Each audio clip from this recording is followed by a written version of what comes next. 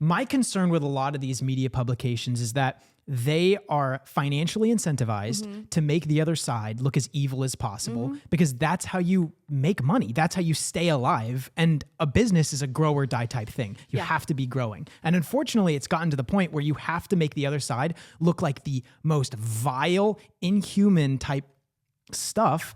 And I'm concerned that when I see titles from the Young Turks that are just like ad hominem attacks at certain people. The same thing that I see on the right, it's not actually helping the problem. It's more so now I feel like for a lot of these publications focused on lining the pockets and getting views and making money than it is actually about like pursuing truth. Well, as I'm sure you all know, the titles of videos have a huge impact on how many people end up clicking on that video and watching it. I really make an effort to not get upset at video titles because our publishing team is doing what they're supposed to do.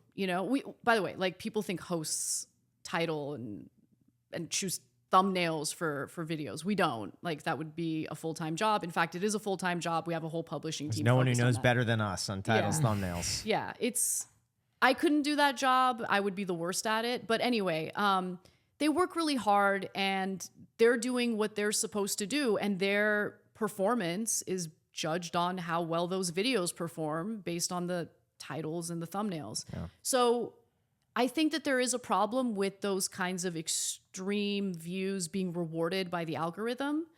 I don't think most people have that in their hearts naturally, right? Like where they want to just demonize the other side. But I do think that there's something about the way YouTube, Facebook, these platforms work where that kind of divisive content for some reason or another rises to the top. And I hate that. And like, if you click on the videos and you watch it, like certainly years ago, I like played into it, but it wasn't a strategy. It was what I actually believed. And I was totally ignorant. And I was an unhappy person because I totally bought into this notion that like everyone on the other side is a fascist and they're all evil and they're all coming for us. I was so wrong about that. And so I try to focus on people as individuals. And even within, the MAGA crowd, there are gradations, there are differences. So it's awkward because sometimes when we cover stories about Trump supporters, sometimes I feel like the audience doesn't like that I'm trying to be like fair to them and try to consider where they're coming from. So you'll click on the video and you'll think you're going to get like a very hardcore anti-MAGA view. And, sometimes that is the case. But a lot of times, especially fairly recently, it's not the case. I'm usually kind of like disagreeing with my co-host and trying to provide a more fair perspective because I want to understand what drives people. What changed? What caused that? Honestly, the cruelty that I've personally experienced from the left and how it was so incredibly hypocritical to, on one hand, claim that like all the horrific treatment of others comes from Trump supporters when they themselves were engaging in pretty awful behavior. When I was sexually assaulted by a homeless guy in my own neighborhood, one of these leftists who worked on AOC's campaign quote tweeted me and basically made fun of the assault. Like I was sexually assaulted and he just made fun of it. And I'm like, like these are the people that I had been identifying with. And I was totally blind to the fact that they engage in the very behavior that they find so disgusting on the other side. They might believe in different policies, but the behavior is similar. You know what I'm saying?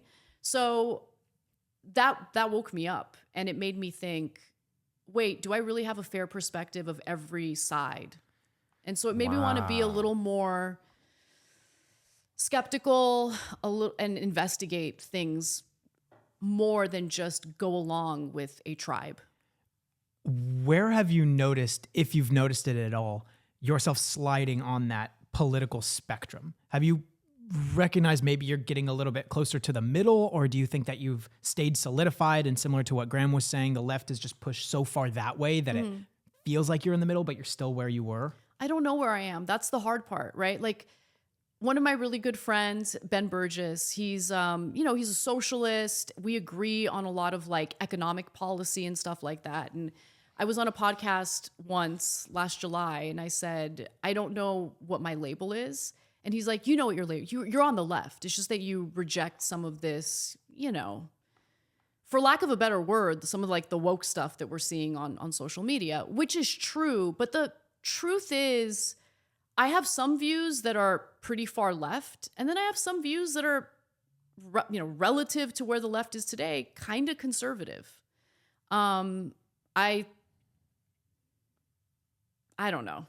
I don't know. I think that's good, because we had someone on the podcast recently that said that you should never look at things through an ideological lens, which I think is exactly that. And we had another, I think it was Chris Williamson said, if you know, let's say 5 things about somebody, and then you can pinpoint every single other belief that they have, right, they're an ideological thinker, and they just subscribe to something. And I think that's really good. And it makes your words have a lot more weight when you say something. And I'm like, wow, I didn't really think that she would have thought that. Yeah. And like, there is truth to, oh, the left has gone further left and the right has gone further right. There is truth to that. But I think ultimately the biggest thing that has been like a phenomenon in political discourse is the tribal mentality and how you're kind of expected to be an ideologue. But if you're an honest thinker and if you're really searching for truth, it's impossible to be an ideologue, because it would be ridiculous for one side to always be right and to know the right policies in response to societal issues. That's a ridiculous, like when you stop and think about it, that's a ridiculous thing to think. But there are things about the right wing that really bother me. You know, the rhetoric that I hear on the Daily Wire, typically from, you know, I know you guys had Matt Walsh on. Mm-hmm. You know, I think Matt Walsh goes way too far in demonizing pretty powerless people. Like the transgender community, sure, culturally speaking, they have some power, but they're still dealing with horrific discrimination.